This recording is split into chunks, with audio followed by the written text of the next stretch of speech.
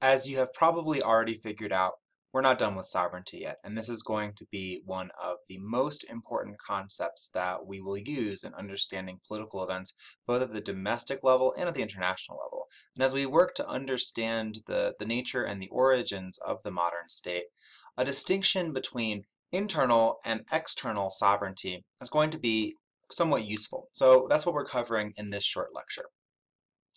To remind you, sovereignty is, of course, in the words of our favorite uncle, Max Weber, a monopoly on the legitimate use of force. Okay, so let's break that down a little bit. It's a monopoly. They're the only person or the only actor that can use this. And what they're using is that legitimate use of force. And so, again, we see that under the hood, the subtext of a lot of politics is actually violence. It's actually the use of force or coercion. And to think about that, let's consider these police officers that we have on the screen, right? If somebody is breaking the law, police officers are able to legitimately use force in order to stop that person from breaking the law. Now, why? Well, that's because they're acting on behalf of the state. We have, as a society, agreed to build this political organization, the state, and the state has laws, and some of those laws include protecting people from harm from one another. And so these heavily armed police officers presumably are protecting somebody from a violent threat, and that's why they can use force legitimately. Sovereignty is all about being the ultimate authority. And in the words of the second President Bush, George W. Bush, he once said, "I'm the decider." And that's correct. The person in charge, the executive, the monarch, whoever has the legitimate power within the state is sovereign, and they are the ultimate decider, the ultimate authority.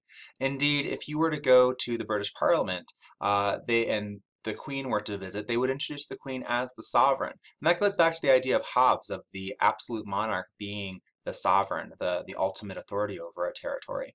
The Queen, of course, today is only sovereign in name. It's much more symbolic than it is meaningful. But the idea here remains that there's a sovereign authority at the top of every state, and they have the ability to make ultimate decisions, and they have the ability to use force when necessary. And it's not a breach for them to use force. They can do so quite legitimately. And so here we are talking about two types of sovereignty, internal sovereignty versus external sovereignty. So turning first to internal sovereignty, here is the courthouse for La Plata County here in Durango. And internal sovereignty is all about following the law. Internal sovereignty is the idea that when that sovereign authority, be it the Queen, the President, the Governor of Colorado, whoever is sovereign over a certain issue, when they make a command, when they sign a law, that law must be really obeyed. So a place with high internal sovereignty, like the United States, would have things like, if you break the law, you really do pay a punishment. Maybe you have to pay a fine. Maybe you even have to go to jail. Maybe even the state takes your life if you've done some of the most egregious crimes. Well, that's not the way it is in all countries, in all states. There are a lot of places where what the government does and what the government says is law is not necessarily followed by everybody. And we would call those states states with low internal sovereignty. And so that's the idea here, that the rule of law is high, that when the sovereign makes a decision, that decision is followed through. The other idea is external sovereignty. External sovereignty has to do with borders, and that's why here we have a picture of the U.S.-Mexico border down in Arizona.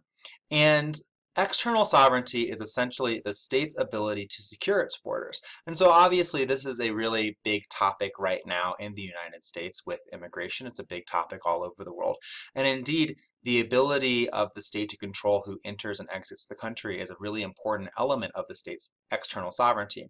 Another very important element of external sovereignty is simply the idea that the state can actually defend itself, right? So if the state is going to be the ultimate authority over its given territory, it needs to have the ability to actually defend that territory from external threats. So this is the idea that states with high external sovereignty have secure borders, and they also have strong military forces that are able to guard their citizens and their territory away from external threats. To conclude our little meditation here on sovereignty, I wanted to return to an element of sovereignty that I think gets pretty tricky, and it gets at why political science can be a bit of a tricky subject. And that's the idea of legitimacy. Remember, Max Weber's definition of sovereignty is that it is the legitimate use of force. It's a monopoly on that legitimate use of force. Well, let's recall, what does it mean for something to be legitimate? Legitimate is it should be that way, right? If there's high legitimacy, people think that the people in power should have that power. That power is wielded in the correct way, the way it should be. Now, we should all be honing in on that word should and thinking something when we're putting on our political scientist hats, and that is, wow, that is a normative statement, right? Whenever we're talking about shoulds, we're into the realm of normativity. And indeed, this is subjective. What I see as legitimate and what you see as legitimate are likely very different things. So let's think, are these police officers, are they using these really big guns to stop a live shooter to save lives? Well, you might have one idea about legitimacy if that's the case. Well, let's consider that they are approaching a group of peaceful protesters now. Our perceptions of legitimacy might change a lot. The legitimacy of these police officers to use force against peaceful protesters, to use these big guns against unarmed peaceful protesters, well, that's different than the legitimacy they might have in stopping an active shooter or a terrorist or a bomber of some sort, right? And so this is somewhat relative. Legitimacy is key to sovereignty, but legitimacy is a very subjective, normative concept, and that means in some ways sovereignty is as well. And a common trend we're going to be wrestling with in studying politics is that it can be very difficult to parse out those objective facts from those subjective or normative considerations. And even with our key concepts like sovereignty, that is very much the case. Thank you for joining me. Have a great day.